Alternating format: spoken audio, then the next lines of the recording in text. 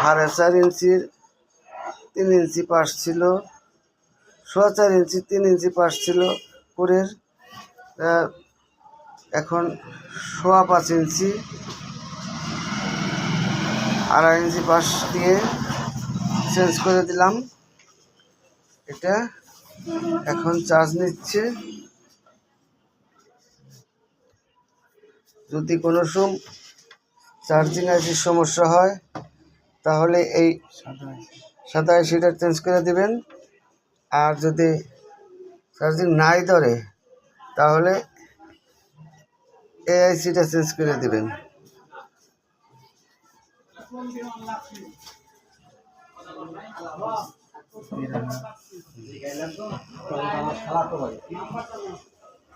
ধরাতে চেঞ্জ করে দিবেন।